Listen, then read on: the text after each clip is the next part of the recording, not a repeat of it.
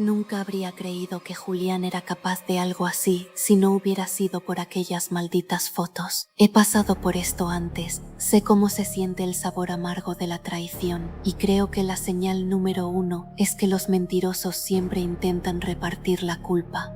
Son expertos en crear montañas de granos de arena. Necesitan sentir que la relación ya estaba condenada desde antes, que el barco ya se hundía, para justificar que ellos fueron los primeros en saltar a otro bote. Buscan cualquier excusa estúpida para pelear, cualquier roce insignificante, porque para ellos es mucho más fácil decirle a la gente, es que ya no nos entendíamos. La comunicación se rompió, en lugar de decir la verdad. Fui un cobarde y me acosté con una extraña. Esa ha sido mi experiencia, al menos. Tuve un novio que perdió la cabeza por completo solo porque no contesté el teléfono una noche que salí con mis amigas. Lo que habría sido un detalle sin importancia semanas atrás, de pronto se convirtió en la prueba irrefutable de que yo era una persona poco confiable. Qué casualidad que, apenas unos días después, lo encontré en un Starbucks con una chica que había conocido en un foro. ¿Creen que le dijo a su familia que lo dejé porque tenía las manos bajo la falda de otra? No, dijo que llevábamos tiempo distantes, que las discusiones eran constantes y que en un momento de debilidad encontró consuelo en otra mujer. Convenientemente omitió la parte donde él era quien provocaba cada una de esas discusiones para tener una excusa. Pero Julián, mi esposo Julián, nunca cambió, ni un solo milímetro. No me besaba diferente, no me miraba con otros ojos, no cambió sus horarios ni sus manías. No es que empezara a ducharse de pronto al llegar a casa o que quisiera ir al gimnasio de noche en lugar de por la mañana. Mi madre siempre decía que supo que mi padre veía a alguien más cuando él dejó de acabarse la comida del plato. Pronto lo pilló metiendo barriga frente al espejo y comprando ropa que no pegaba con su edad. Supongo que mi punto es que, cuando te das cuenta de que te han engañado, miras hacia atrás y esperas ver pistas, migajas de pan que te preparen para el golpe. Pero con Julián no hubo nada. Fue un cielo despejado que de pronto soltó un rayo sobre mi cabeza. El sobre llegó un martes por la tarde. Era grueso, rígido, como si contuviera un mazo de cartas. En el reverso, escrito con un lápiz labial rojo que parecía sangre seca, decía: «Necesitas ver en qué anda tu hombre». Dentro había media docena de fotos instantáneas, esas Polaroids que parecen retener el tiempo de una forma un poco sucia. En ellas, mi marido aparecía con otra mujer. El rostro de ella estaba siempre desenfocado o cubierto por su cabello, pero él se veía con una claridad aterradora. Tenía una expresión que nunca le había visto, ojos vacíos, una mirada perdida, casi como si estuviera bajo un trance. Pero era él, no había duda. Recuerdo que el shock fue tan intenso que todo a mi alrededor cobró un tinte surrealista. Suena estúpido, pero durante los primeros segundos me quedé mirando las fotos con una curiosidad casi logística. Mi primer pensamiento no fue de odio, sino de asombro. Dios mío, ¿de dónde saca el tiempo? Aquí estaba yo, frente a la prueba definitiva de la traición, y mi cerebro intentaba resolver un crucigrama de horarios. Julián trabajaba 9 horas al día, solo iba a la oficina 2 días a la semana, y el trayecto era de apenas 20 minutos. Su rutina era un mecanismo de relojería. Despertaba a las 6, salía a correr, preparaba el desayuno, se afeitaba con una precisión quirúrgica, hacía el crucigrama del periódico y conducía al trabajo. Realmente no había huecos, no había momentos muertos donde pudiera construir una relación paralela, mucho menos una aventura tan física como la que mostraban las fotos. Esa noche, cuando llegó a casa, no dije nada. Si él era capaz de mantener esa máscara de normalidad perfecta, yo también aprendería a ser una actriz. Quería tener el control, no quería explotar en llanto ni perder los estribos antes de entender qué estaba pasando. Sin embargo, apenas pude cerrar los ojos. Pasé la noche analizando cada posibilidad. Era una profesional, tal vez eso explicaría la falta de tiempo. Un hombre puede contratar un servicio por internet con un par de clics, sin necesidad de cenas románticas ni cortejos largos. solo un poco de dinero y media hora en algún lugar privado. Y seamos honestos, media hora es una estimación generosa para la mayoría de los hombres que he conocido. Suele ser menos de lo que dura un bloque de anuncios en la televisión. Estudié las fotos bajo la luz de una pequeña lámpara, buscando respuestas en los detalles del fondo. Parecían estar en una sala de estar, un lugar que se sentía extrañamente desolado. Mi teoría era que, fuera quien fuera esa mujer, no buscaba romance. Era algo puramente mecánico, pero aún así, las piezas no encajaban. Julián solo salía de casa 2 días a la semana y yo sabía positivamente que iba a la oficina porque una vez se retrasó por el tráfico y su jefe llamó furioso a casa. Yo misma tuve que inventar excusas para calmarlo. Para estar segura, empecé a ponerlo a prueba. Llamaba a su extensión del trabajo en momentos aleatorios y siempre respondía al segundo tono. Incluso llamé a la recepcionista, fingiendo que quería darle una sorpresa por nuestro aniversario, y le pregunté si había alguna hora en la que él no estuviera en su escritorio. Ella me dijo que Julián era casi un mueble más de la oficina. Nunca salía, excepto 20 minutos rápidos para almorzar. Eso significaba que, si se veía con alguien, tenía que ser en un tiempo récord, algo casi físicamente imposible. Lo que más me perturbaba es que no había dejado de ser cariñoso conmigo. No había una reducción en la intimidad, no había frialdad. Al contrario, parecía tener la misma energía de siempre. ¿Por qué arriesgar un matrimonio de 10 años por un pequeño porcentaje de placer extra?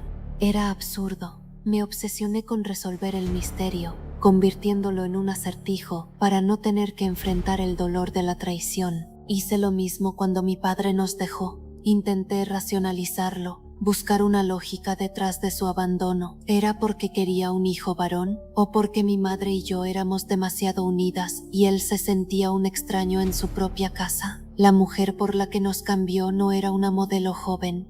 Tenía la edad de mi madre y, de hecho, se le parecía un poco. Supongo que el pasado siempre encuentra la forma de repetirse. La mujer de las fotos también se me parecía. No era una belleza despampanante. Tenía el cabello castaño y largo como el mío, la misma complexión, casi la misma edad. Me dolía pensar que Julián no buscaba algo mejor, sino simplemente una sustitución.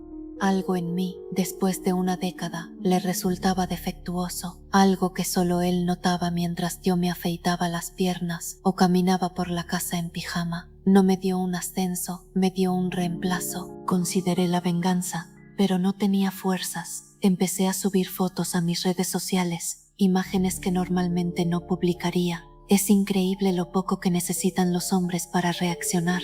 Solo hizo falta una foto mía con una camiseta demasiado grande y los pies descalzos para que mi bandeja de entrada se llenara de mensajes de desconocidos y de algunos viejos amigos.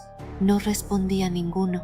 Solo quería recordarme a mí misma que no me faltaba atención, que no era yo quien estaba fallando en la relación, pero la presión interna empezó a agrietarme. Cada día que pasaba fingiendo que todo estaba bien, sentía que mi cordura se deshilachaba. Pasaba del odio más visceral a una tristeza que me revolvía el estómago. Sabía que no podría mantener la actuación mucho tiempo más. Tarde o temprano, la respuesta a sus preguntas de ¿estás bien, cariño?, no sería un silencio, sino un estallido de violencia. Decidí que la única forma de recuperar el control era encontrar a esa mujer. No para gritarle, no soy ese tipo de persona. Solo quería verla, entender que tenía ella que yo no. Quería tener una conversación casual, tal vez preguntarle dónde compró sus zapatos, mientras por dentro intentaba descubrir su técnica para destruir hogares. La buena noticia es que no tuve que buscar mucho. En una de las Polaroids se veía un número de casa y algunos edificios al fondo que reconocí. Me tomó poco tiempo en los mapas digitales dar con la ubicación exacta. Aproveché el siguiente día que Julián tenía que ir a la oficina y conduje hasta allí. La casa parecía una ruina. Tenía el aspecto de un lugar donde la esperanza se había ido hace décadas. Una ventana del piso de arriba estaba tapiada con maderas. La puerta principal estaba entreabierta en pleno día y el jardín era una selva de maleza mezclada con basura que los transeúntes arrojaban por encima del muro. Era un lugar gris, lúgubre, el tipo de sitio donde esperarías encontrar a gente desesperada o algo peor. Me quedé en el coche, esperando ver algún movimiento. Comparé la ventana de la sala con las fotos que tenía en mi regazo. Era el mismo lugar, no había duda. Allí, en ese sofá cubierto de mugre, él se había entregado a otra. La rabia me quemó la garganta. Me bajé del coche, olvidando mi promesa de ser civilizada. Estaba cansada de esperar, cansada de las dudas. Julián me estaba enviando mensajes preguntando si ya estaba en casa, pero su voz en el texto me resultaba ajena, casi repugnante. Me acerqué a la puerta y llamé. No hubo respuesta. La puerta cedió un poco con el roce de mi mano, soltando un chirrido que pareció durar una eternidad. El sonido de algo que no se ha movido en meses. Entré, esperando encontrar el caos de un refugio de indigentes, pero lo que vi fue algo más perturbador. No era un nido de drogas, era una escena del crimen congelada en el tiempo. Todo estaba cubierto por una capa de polvo tan espesa que ocultaba los colores de los cuadros en la pared. El aire olía a moho y a algo dulce y podrido que se pegaba a la parte posterior de mi lengua. La sala estaba intacta, como si los dueños se hubieran ido en medio de una cena y nunca hubieran regresado. El polvo en el sofá mostraba algunas marcas, pero no parecían recientes. ¿Cómo era posible que las fotos mostraran este lugar como algo habitable? Subí las escaleras, movida por una curiosidad mórbida. En la primera habitación a la derecha, encontré restos de cinta policial colgando del marco. Entré. El corazón se me subió a la garganta. Había sangre vieja, de un marrón oscuro, empapando un colchón que parecía haber sido atacado con una hazaña indescriptible. El somier estaba destrozado, las plumas de las almohadas estaban pegadas a la sangre seca. Las marcas de las puñaladas en la pared contaban una historia de violencia rítmica, de alguien descargando un odio infinito sobre un cuerpo indefenso. Me quedé paralizada, reconstruyendo la escena en mi mente. ¿Quién querría traer a alguien aquí? ¿Quién querría tener un romance en una habitación donde alguien fue masacrado? Decidí que esa mujer no era solo una amante, era una psicópata. Me di la vuelta para salir de aquel horror, pero a mitad de la escalera, una risita me detuvo. Fue un sonido agudo, casi infantil, que cortó el aire estancado de la casa. Mi piel se erizó, no quería girarme, tenía miedo de lo que encontraría en lo alto de esos escalones. Finalmente, el deseo de sobrevivir me obligó a mirar. Allí estaba ella, una mujer extremadamente delgada, con el cabello grasiento cayendo sobre su rostro como una cortina sucia. Se parecía a la mujer de las fotos, pero había algo profundamente incorrecto en su postura. Sus pies estaban descalzos, con dedos largos que se aferraban al borde del escalón como si fueran garras. «¿Perdone?», dijo ella. Su voz no era humana. Era una imitación, como si un animal hubiera aprendido a reproducir los sonidos de las palabras, pero no su significado. Inclinó la cabeza hacia un lado, observándome con una curiosidad predadora. Cada vez que yo bajaba un escalón, ella bajaba otro, en una danza macabra y sincronizada. Yo no. Intenté hablar, pero el terror me cerró la garganta. Ella sonrió, mostrando unos dientes manchados de algo que preferí no identificar. Sentí que en cualquier segundo saltaría sobre mí, repitiendo el movimiento de las puñaladas que vi en la cama de arriba. Grité y corrí hacia la puerta, sintiendo su presencia justo detrás de mi nuca. No me detuve hasta que estuve dentro de mi coche con las puertas bloqueadas. Llegué a casa sollozando, buscando la seguridad de mi hogar, pero la casa estaba en silencio. Julián no estaba. En la cocina encontré una nota escrita a mano. «Necesito unos días. Por favor, no me busques. Hablaremos cuando vuelva». Al lado de la nota había otro sobre de Polaroids. «Mira lo que hace tu esposa», decía el reverso. Abrí el sobre con las manos temblorosas. Las fotos eran idénticas a las mías, pero esta vez el hombre estaba en sombras y la mujer era yo. Era mi cara, mi ropa, mi casa. pero la expresión en mis ojos era la de la mujer de la casa abandonada, una mirada vacía, una sonrisa demasiado amplia, un aura de maldad pura. Esa cosa me había robado la identidad. Había usado mi imagen para destruir la confianza de Julián, de la misma forma que había usado la suya para destruirme a mí.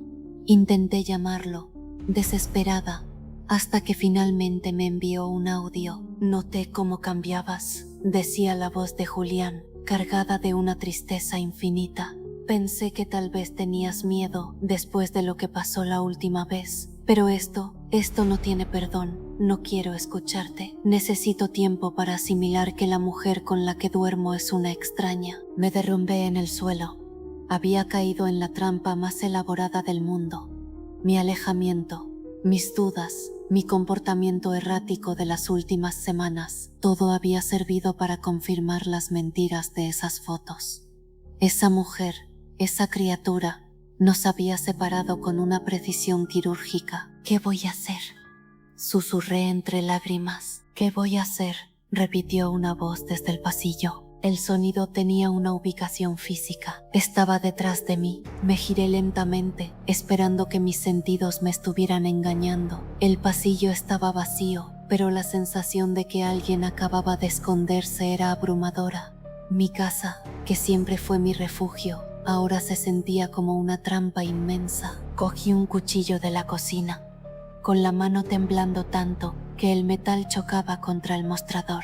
¿Quién está ahí?, grité, pero solo el silencio me respondió. Escuché un golpe en el piso de arriba, un sonido sordo, como de algo pesado cayendo. No podía quedarme allí esperando. Subí las escaleras, armada con el cuchillo y un resto de valor que no sabía que tenía. En la oscuridad del rellano vi unos dedos pálidos agarrando el borde del escalón. Ella estaba allí, cuerpo a tierra, esperando como una araña. Cuando asomó la cabeza, el terror me dejó sin aliento. Tenía mi cara, pero sus ojos estaban inyectados en sangre y su boca se abría más de lo humanamente posible. ¿Qué eres? Sí sé. Su boca no se movió, pero una vibración negra y viscosa salió de su garganta, repitiendo mis palabras con un tono de burla. Solté el cuchillo y corrí. El pánico era tan intenso que perdí el control de mis músculos.